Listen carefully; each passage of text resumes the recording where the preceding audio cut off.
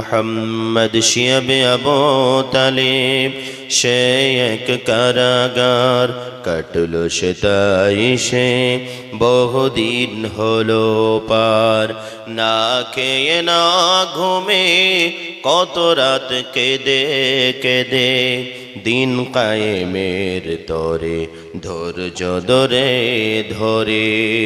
হে রাসূল এসে গেল বদর উহুদ খন্দক পরীক্ষা, জানমাল দিয়ে পাশ হলো কত পরীক্ষা। অবশেষে এসে গেল দিন কায়েমের বিজয় তরী। রাসূল আমার বলে দিলেন খায়রুল কুরুনি করনি। আল্লাহুম্মা সাল্লি আলা। আওয়াজটা একটু মিঠা করে দাও, মোটা মোটা করে দাও, আর একটু মিঠা করে দাও, চেনচেনা কানে লেগেও যাচ্ছে। দরুদ পড়ো আল্লাহুম্মা, একটু মোটা করে দাও, মোটা।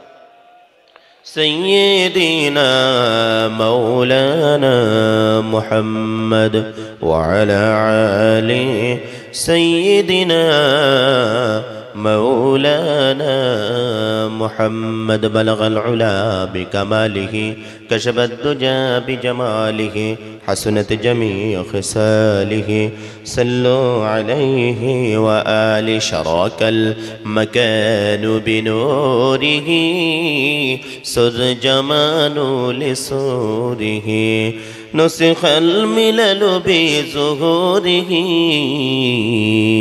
صلوا عليه وآله صلوا عليه وآله سبحان الله والحمد لله ولا إله إلا الله পড়েন সবাই سبحان الله والحمد لله ولا إله إلا الله أن القوة لله جميعا أن القوة لله جميعا نداء موسى تبارك الله صداء عيسى مبارك الله खुदा से मिल जा खुदा का प्यारा सुबहान अल्लाह सुबहान अल्लाह सुबहान अल्लाह सुबहान अल्लाह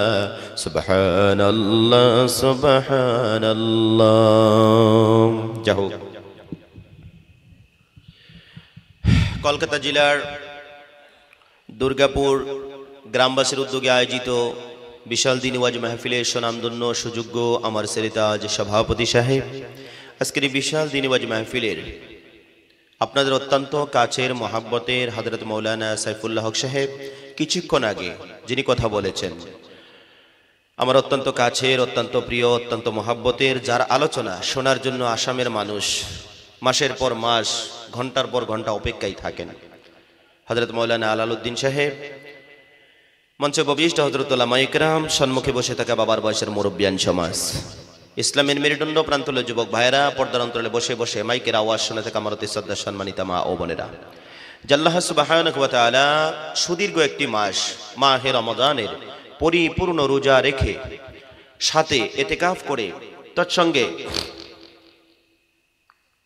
রমজান মাসের হক পরিপূর্ণ আদায় করে যে আল্লাহ রাব্বুল আলামিন ঈদুল ফিতরের পরে দিনী আলোচনা শোনার জন্য বসার জন্য যে আল্লাহ তাবারক তাআলা আমাদেরকে তৌফিক দান করেছেন, আল্লাহ শুকরিয়া আদায় করি, সকলে বলি আলহামদুলিল্লাহ। আর একটু জোরে বলি না আলহামদুলিল্লাহ।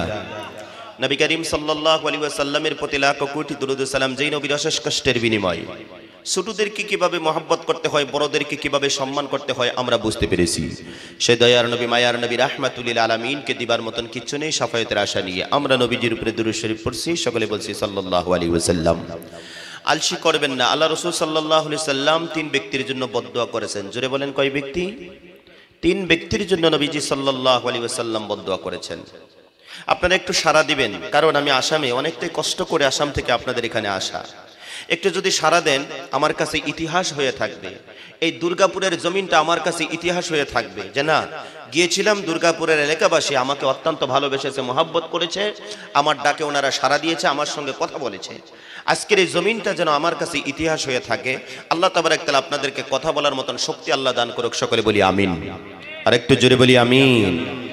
আমার আলালউদ্দিন ভাই উনি কথা বলেছেন, ওনার সঙ্গে আপনারা কথা বলেছেন, উনি আপনাদের গ্রামেরই কাছের ভাই। মহতরম দোস্ত বুজুর্গ, খেয়াল করুন, লক্ষ্য করুন, আমি আপনাদেরকে কষ্ট দেওয়ার জন্য বসি নেই। আমার পরেই আপনাদের খুব প্রিয় মোহাব্বতের হযরত মাওলানা সাইফুল্লাহ হুজুর উনি আসবেন। আপনারা একটু ধৈর্য ধারণ করে বসেন। এখনো পর্যন্ত যারা রাস্তা দিয়ে ঘুরছেন, আমি আপনাদেরকে অনুরোধ করছি সবাই চলে আসেন। আমি বলতেছিলাম যে আল্লাহ রাসূল সাল্লাল্লাহু আলাইহি সাল্লাম তিন ব্যক্তির জন্য বদদোয়া করেছেন। এক নম্বর হলো যারা নবীজির নাম শুনলো, দুরূদ শরীফ পড়তে অবহেলা করলো, সেই ব্যক্তির জন্য আল্লাহর নবী সাল্লাল্লাহু আলাইহি সাল্লামের পক্ষ থেকে বদদোয়া রহিয়েছে এবং জিবরাইলের পক্ষ থেকে বদদোয়া রহিয়েছে। যে ব্যক্তি মা পাইলো, বাপ পাইলো, জীবনের গুনাহ মোচন করাইতে পারলো না, সে ব্যক্তির জন্য আল্লাহ রাসূল সাল্লাল্লাহু আলাইহি সাল্লাম বদদোয়া করেছেন, জিবরাইল আলাইহিস সালাতু ওয়াস সালাম বদদোয়া করেছেন। সম্মানিত হাজরিন, আল্লাহ রাসূল সাল্লাল্লাহু আলাইহি ওয়াসাল্লাম যারা নাম শুনলো নবীজির, দুরূদ শরীফ পড়তে অবহেলা করলো, কৃপণতা করলো, সে ব্যক্তির জন্য আল্লাহ নবী সাল্লাল্লাহু আলাইহি ওয়াসাল্লাম বদদোয়া করেছেন। তাই আমরা ইনশাআল্লাহ নবীজির নাম শুনলে কৃপণতা করব না, দুরূদ শরীফ পড়তে অবহেলা করব না। রমজান মাস যেহেতু আমাদের সামনে থেকে চলে গেছে, আমরা আগন্তুক রমজানের জন্য 6টা মাস নামাজ পড়বো, জিকির আজকার করব, আল্লাহর কাছে দোয়া করব, আল্লাহ তুমি আমাদেরকে আগামী রমজান পর্যন্ত হায়াত দাও, বলি আমিন। আর একটু জোরে বলি না আমিন। 6 মাস যখন অতিবাহিত হয়ে যাবে, এরপরে থাকবে আর 5 মাস। এই 5 মাসের জন্য আল্লাহর কাছে দোয়া করব, আল্লাহ সামনে রমজান মাস, সিয়াম সাধনা করার তৌফিক আল্লাহ তুমি আমাদেরকে দান করিও। আমরা আল্লাহর কাছে দোয়া করব। 11 মাস দোয়া করব। কি দোয়া করব? আল্লাহ তুমি আমাদেরকে যেরকম রমজান মাসে মাফ করে দিয়েছিলে, ক্ষমা করে দিয়েছিলে, জাহান্নামের দরওয়াজা বন্ধ করে দিয়েছিলে, আল্লাহ শয়তানকে বন্ধ করে রেখে দিয়েছিলে, অনুরূপভাবে শয়তানকে তুমি বন্ধ করে রাখো, আর কবরবাসীকে মাফ করে দাও, জাহান্নামের দরওয়াজা বন্ধ করে দাও, জান্নাতের দরওয়াজা খুলে দাও। আমরা জিকির আজকার করে আল্লাহর কাছে দোয়া করব। আর 5 মাস আল্লাহর কাছে দোয়া করব, আল্লাহ রমজান সামনে আসতেছে, রোজা রাখার তৌফিক আল্লাহ তুমি আমাদেরকে দান করিও। এইভাবে আমরা আল্লাহর কাছে দোয়া করব। আল্লাহ আমাদের সবাইকে আমল করার তৌফিক দান করুক, সকলে বলি আমিন। আপনারা কি আছেন না চলে গেছেন?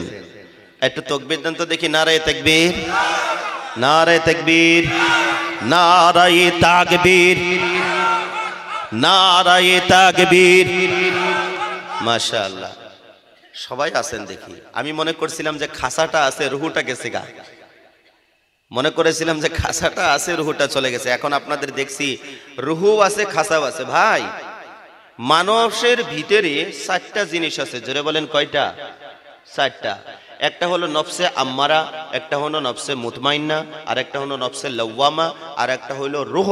এই 4টা জিনিস মানুষের দেহের ভিতরে আছে। যখন মানুষ ঘুমিয়ে যায় তখন 3টা জিনিস ওনার কাছ থেকে চলে যায়। জোরে বলেন কয়টা? 3টা। একটা হলো নফসে আম্মারা, একটা হলো নফসে মুতমাইন্না, আর একটা হলো নফসে লাওয়ামা। এই 3টা জিনিস চলে যায়, শুধু রুহুটা থেকে যায়। আহারে, যদি ওইটার সাথে সাথে যদি রুহুটা যদি আমাদের যদি বেরিয়ে যায়, তাহলে আমরা লাশ হয়ে যাব। সকালবেলা মসজিদের মাইকে আপনার নাম আমার নাম এলান হয়ে যাবে, ঠিক কিনা বলুন? তা আল্লাহর হুকুমে আমাদের কাছ থেকে 3টা জিনিস চলে যায়। যখন চলে যায় তখন আমরা মানুষ ঘুমিয়ে যাই। ঘুমিয়ে যাওয়ার পরে আমাদের দোকানের চিন্তা থাকে না, আমাদের বাড়ির চিন্তা থাকে না, আমাদের গাড়ির চিন্তা থাকে না, আমাদের ব্যবসার চিন্তা থাকে না। যখন ফজরে মসজিদে আজান হয়, যখন ঘুমের থেকে জাগ্রত হয়ে যায়, তখন আমাদের ভিতরে 3টা জিনিস চলে আসে। নফসে আম্মারা, নফসে মুতমাইন্না, নফসে লাওয়ামা। যখন আমাদের ভিতরে এসে জায়গা নিয়ে নেয়, তখন আমাদের টেনশন হয়ে যায়, তোর না দোকানে যেতে হবে, তোর ব্যবসায় যেতে হবে, তোর চাকরিতে যেতে হবে, তোর গাড়ি চালাতে যেতে হবে, তোর টোটো নিয়ে বেরিয়ে যেতে হবে। যখন মানুষের ভিতরে 3টা জিনিস যখন ঘুরে আসে, তখন মানুষের ব্রেনের মধ্যে এটা ঢুকিয়ে দেয়, তুমি বাড়ি থেকে বেরিয়ে যাও। সম্মানিত ভাইয়েরা আমার, আর যখন ভিতরে থাকে না, ভিতরে যখন থাকে তখন এইরকম কল্পনা হয়, আর যখন ভিতরে থাকে না তখন এই কল্পনাগুলো হয় না। আমরা আরামসে ঘুমাইতে থাকি, ঠিক কিনা বলুন? আমার বন্ধুগণ, আমি বলতেছিলাম বিশ্বনবী মুহাম্মদ রাসূলুল্লাহ সাল্লাল্লাহু আলাইহি ওয়াসাল্লাম তিনজনের জন্য বদদুয়া করেছেন। এক নম্বর হলো যারা নাকি বিশ্বনবীর নাম শুনলো, দুরূদ শরীফ পড়তে অবহেলা করলো, সেই ব্যক্তির জন্য আল্লাহর নবী সাল্লাল্লাহু আলাইহি ওয়াসাল্লাম বদদুয়া করেছেন। রমজান মাস পার পরে জীবনের গুনাহ যারা মোচন করাইতে পারলো না, সেই ব্যক্তির জন্য আল্লাহ পাক রব্বুল আলামিনের নবী বদদুয়া করেছেন। জিবরাইল আলাইহিস সালাতু ওয়াস সালাম বদদুয়া করেছেন। শুধু তাই নয় রে বন্ধু, আল্লাহর নবী সাল্লাল্লাহু আলাইহি ওয়াসাল্লাম সেই ব্যক্তির জন্য বদদুয়া করেছে যেই ব্যক্তি নাকি মা পাইলো, বাপ পাইলো, জীবনের গুনাহ মোচন করাইতে পারলো না, সেই ব্যক্তির জন্য আল্লাহর নবী সাল্লাল্লাহু আলাইহি ওয়াসাল্লাম বদদুয়া করেছেন। মুসলমান ভাইরা আমার, আজকে থেকে মনে রাখবেন, যাদের ঘরের মধ্যে বৃদ্ধ বাবা আছে, বৃদ্ধ মা আছে, কলিজা ভরে মায়ের খেদমত করবেন, বাবার খেদমত করবেন। আল্লাহর নবী সাল্লাল্লাহু আলাইহি ওয়াসাল্লাম বলেছে, বৃদ্ধ বাবা মার খেদমত যারা করবে তাদের জন্য দুইটা জান্নাতের দরওয়াজা খোলা থাকবে। সিল্লে এখন সুবহানাল্লাহ। মুসলমান ভাইরা আমার, খেয়াল করে লক্ষ্য করুন, যাদের ঘরের মধ্যে বাবা আছে, মা আছে, কিন্তু বাবা মার সেবা করেন না, খেদমত করেন না, বাবা মা যদি বদদুয়া করে দেয় তকদির পরিবর্তন হবে না, তকদির খারাপ হয়ে যাবে, আপনি ধ্বংস হয়ে যাবেন। সেজন্য দোয়া যদি নিতে হয়, বাবার কাছ থেকে দোয়া নিব, মায়ের কাছ থেকে দোয়া নিব। বাবা মার এমন দোয়া বাতাসের আগে আল্লাহ পাক রব্বুল আলামিনের দরবারে মঞ্জুর হয়ে যায়। দ্বিতীয় নম্বর হলো, এ মুসলমান, দ্বিতীয় নম্বর হলো মাহে রমজান যদি আমরা সম্মুখে যদি পাই, রমজান মাসের জন্য আমরা নিয়ত করব, আল্লাহ গো আমাদেরকে সুস্থতার সহিত পুরা রমজানের হক আদায় করার তৌফিক আল্লাহ তুমি দান করে দিও। তিন নম্বর হলো নবীজির নাম শুনলে কৃপণতা করব না, দুরূদ শরীফ পড়তে অবহেলা করব না। নবীজি আমার বলেছেন, কেউ যদি বিশ্ব নবীর প্রতি একবার যদি দুরূদ পড়ে, আল্লাহর নবী সাল্লাল্লাহু আলাইহি ওয়াসাল্লাম ময়দানে হাসরের দিন ওই বিশ্ব নবী সাল্লাল্লাহু আলাইহি ওয়াসাল্লাম তার উম্মতকে শাফায়াত করে আল্লাহর জান্নাতে নিয়ে যাবে। জোরে জোরে কোন সুবহানাল্লাহ। মুসলমান ভাইয়ের আমার, খেয়াল করুন, লক্ষ্য করুন, বিশ্বনবী সাল্লাল্লাহু আলাইহি ওয়াসাল্লামের উপরে যারা সকালে 10 বার, বিকালে 10 বার যারা বিশ্বনবীর প্রতি যারা দুরূদ শরীফ পড়বে, আল্লাহর নবী সাল্লাল্লাহু আলাইহি ওয়াসাল্লাম ময়দানে হাসরের দিন লক্ষ লক্ষ মানুষ, হাজার হাজার মানুষ, কোটি কোটি মানুষের সম্মুখ থেকে আমার বন্ধুগণ নবী করিম সাল্লাল্লাহু আলাইহি ওয়াসাল্লাম আপনি আমাকে শাফায়াত করে বিশ্বনবী সাল্লাল্লাহু আলাইহি ওয়াসাল্লাম এই দুনিয়ার থেকে 70 গুণ বড় জান্নাতের মধ্যে নবীজির সঙ্গে আমরা থাকতে পারবো, যার জন্য নবীজির প্রতি দুরূদ শরীফ পড়তে কৃপণতা করব না। জোরে বলি ইনশাআল্লাহ। আমার ভাইরা, নবীজির উপরে দুরূদ শরীফ পড়তে আমরা কেউ কৃপণতা করব না, অবহেলা করব না। আমার মায়েরা, আপনারাও দুরূদ শরীফ নবীজির উপরে পড়তে কৃপণতা করবেন না। আমার ভাষা, আমার কথা কি আপনারা বুঝতেছেন? কথা বলেন, বুঝতেছেন না অসুবিধা হচ্ছে? অসুবিধা হলে বলবেন। স্পিয়ার বক্তা আছে, মুফতি আজিজুল হক সাহেব আছেন আমার সঙ্গে, ইনশাআল্লাহ ওনাকে বসিয়ে দিব। আপনাদের বাংলা ভাষার মানুষ, আমার কথাই তো আপনাদের কোনো অসুবিধা হচ্ছে না? বলি ইনশাআল্লাহ। আর একটু জোরে বলি ইনশাআল্লাহ। যুবকগুলো কোথায় গেল? মুরব্বী মানুষ তো ইনশাআল্লাহ নারায়ে তাকবীর আল্লাহু আকবার বলতে বলতে ওনারা তো দুর্বল হয়ে গেছে, কারণ সারা মাস ওনারা রমজান মাসের সিয়াম সাধনা করেছে, সবে মাত্র 5 দিন পার হয়ে গেল। কি বলেন আপনারা? গতিকে অনেক তাকবীর আপনারা দিয়েছেন। যুবকগুলো থাকলে মজমা খুব জমে, ঠিক না ভাই? যুবক যদি থাকে মজমার মধ্যে, সেই মজমাটা খুব জমে। ইনশাআল্লাহ অবশ্যই আসবে। ওনারা একটু পাবজি খেলাইতেছে, ফ্রি ফায়ার খেলাইতেছে, মোবাইলে একটু ব্যস্ত আছে। আমাদের সাইফুল্লাহ হুজুর যখন আসবে তখন আর তারা দেরি করবে না। কথা বলেন ঠিক না ব্যাঠি? ওনারা ঠিক চলে আসবে। প্যারে হাজরিন, খেয়াল করে লক্ষ্য করুন, এ বন্ধুগণ, এই পৃথিবীর জমিনের মধ্যে আশরাফুল মাখলুকাতের ভিতরে আল্লাহ পাক পরওয়ারদিগার আলম আপনি আমাকে শ্রেষ্ঠ করে দুনিয়ার জমিনের মধ্যে বানিয়ে পাঠিয়ে দিলেন। আমরা মানুষ এই জগতের মধ্যে আল্লাহ পাক রব্বুল আলামিন আশরাফুল মাখলুকাতের ভিতরে আপনি আমারে শ্রেষ্ঠ করে দুনিয়ার জমিনের মধ্যে বানিয়ে পাঠিয়ে দিয়েছে। আমরা হইলাম আশরাফুল মাখলুকাতের ভিতরে শ্রেষ্ঠ মানুষ। আল্লাহ পাক রব্বুল আলামিন কোরআনুল কারীমের ভিতরে বলে, বিসমিল্লাহির রহমানির রহিম, ওয়াত-তিনি ওয়াজ-যাইতুন ওয়া তুরিস সিনিনা ওয়া হাযাল বালাদিল আমিন লাকাদ খালাকনাল ইনসানা ফি আহসানি তাকওয়িম। আল্লাহ পাক রব্বুল আলামিন 7টি জায়গার কসম করে আল্লাহ পাক রব্বুল আলামিন বলে, ইনসানকে, মানুষকে এত সুন্দর করে আমি আল্লাহ পাক রব্বুল আলামিন দুনিয়ার জমিনের মধ্যে সৃষ্টি করেছি। এই মানুষের মতন সুন্দর করে আর অন্য কোনো প্রাণী আমি আল্লাহ পাক রব্বুল আলামিন পৃথিবীতে বানাই নাই। আমরা হলাম আশরাফুল মাখলুকাতের ভিতরে, আমরা হইলাম শ্রেষ্ঠ মানুষ আল্লাহ তাবারক তাআলা আমাদেরকে শ্রেষ্ঠ করে বানাইছেন। কেন বানাইছেন? আমার পূর্বের বক্তা বলে গিয়েছেন, ইবাদতের জন্য আল্লাহ তাবারক তাআলা আমাদেরকে সৃষ্টি করেছেন। প্যারে হাজরিন, এই দুনিয়াটা হলো আপনি আমার জন্য পরীক্ষার জায়গা। আল্লাহর কোরআন শুনুন, আল্লাহ পাক রব্বুল আলামিন বলে, আল্লাযী খালাকাল মাউতা ওয়াল হায়াতা লিয়াবলুয়াকুম আইয়ুকুম আহসানু আমালা। আল্লাহ পাক রব্বুল আলামিন বলেন, তোমাদেরকে মওত দিলাম, হায়াত দিলাম, দুনিয়ার জমিনের মধ্যে পাঠিয়ে দিলাম রে বান্দা, তোমাদেরকে পরীক্ষা করার জন্য কে কতটা ভালো আমল করতে পারো এটা পরীক্ষা করার জন্য আমি আল্লাহ পাক রব্বুল আলামিন তোমাদেরকে পৃথিবীতে পাঠিয়ে দিয়েছি। ও মুসলমান ভাইরা আমার, 4টা জিনিস দিয়ে আমার আল্লাহ ঈমান পরীক্ষা করবে। জোরে বলেন কয়টা? হয় না, আরেকটু জোরে বলেন কয়টা? 4টা জিনিস দিয়ে আল্লাহ পাক রব্বুল আলামিন ঈমানি পরীক্ষা করবে। কোরআনুল কারীম শোনাচ্ছে আল্লাহ রাব্বুল আলামিন বলেন, ওয়ালা নাবলুওয়ান্নাকুম বিশাইইম মিনাল খাউফি ওয়াল জু'i ওয়া নাকসিম মিনাল আমওয়ালি ওয়াল আনফুসি ওয়াস সামারাত। আল্লাহ পাক রব্বুল আলামিন বলেন, 4টি জিনিস দিয়ে তোমাদেরকে ঈমান আমি আল্লাহ পাক রব্বুল আলামিন পরীক্ষা করব। আমার বন্ধুগণ, 1 নম্বর হলো ভয়। 2 নম্বর আল্লাহ বলে, বান্দারে তোমার নফসের উপরে জুলুম করে আমি আল্লাহ তোমাকে শারীরিক অসুস্থ করে আমি আল্লাহ পাক রব্বুল আলামিন তোমার ঈমান পরীক্ষা করব।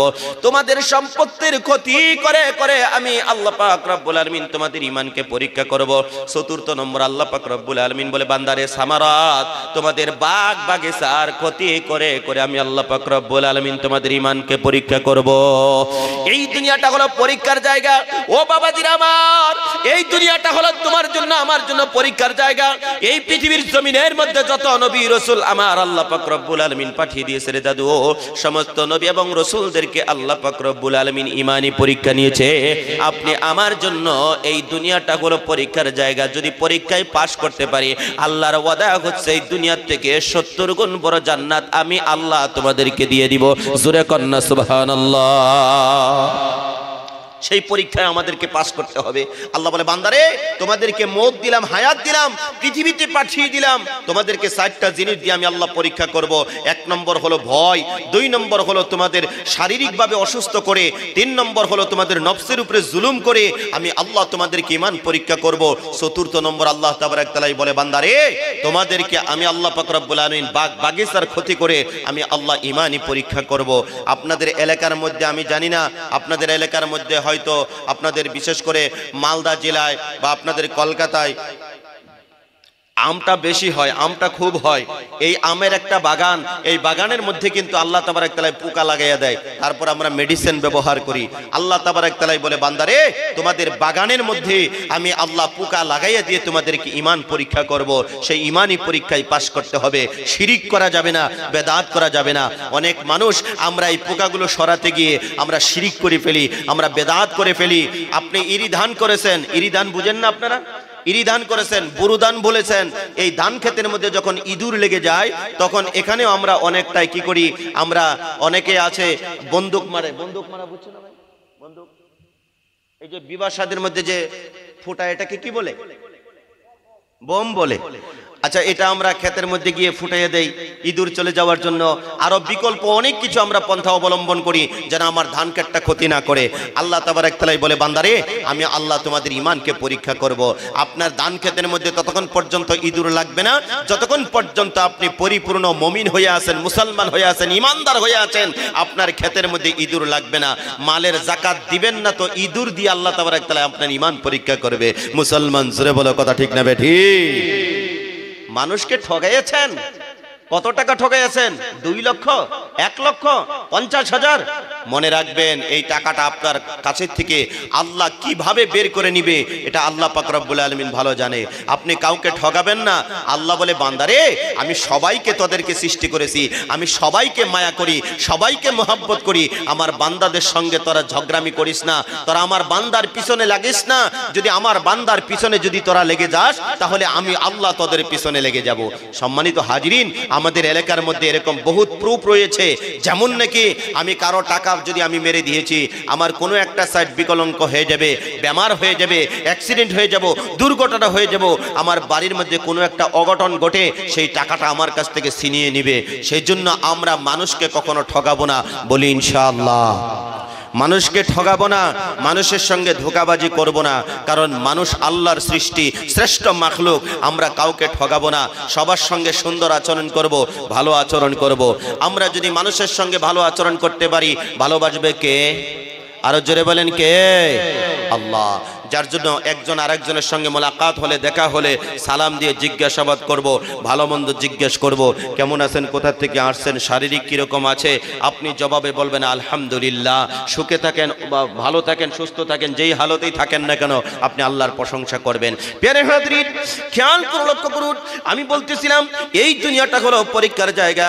আল্লাহ পাক রব্বুল আলামিন আপনি আমাকে দুনিয়ার জমিনের মধ্যে পরীক্ষা করার জন্য পাঠিয়ে দিয়েছে।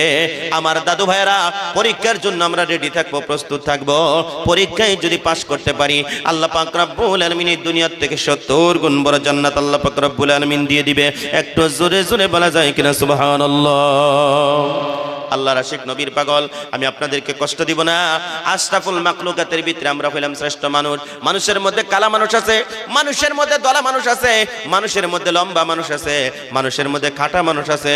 আল্লাহর বান্দা, মানুষের মধ্যে বড় মানুষ আছে, মানুষের মধ্যে ছোট মানুষ আছে, মানুষের মধ্যে ধনী মানুষ আছে, মানুষের মধ্যে দরিদ্র মানুষ আছে, মানুষের মধ্যে গরিব মানুষ আছে। আল্লাহ পাক রব্বুল আলামিন বলে পৃথিবীর জমিনের মধ্যে সব থেকে বড় মানুষটা কারা? আমরা মনে করেছি পৃথিবীর জমিনের মধ্যে সব থেকে বড় মানুষ মোদী সরকার, মোদী জীবনী সবার থেকে বড়। আমার বন্ধুগণ, চন্দ্রবাবু, আল্লাহর বান্দা, আমরা মনে করেছি উনি বানি সবার থেকে বড়। না না না, আল্লাহর কোরআন শরীফ থেকে আপনারা শুনেন, আল্লাহ পাক রব্বুল আলামিন বলে ইন্না আকরামাকুম ইনদাল্লাহি আতকাকুম।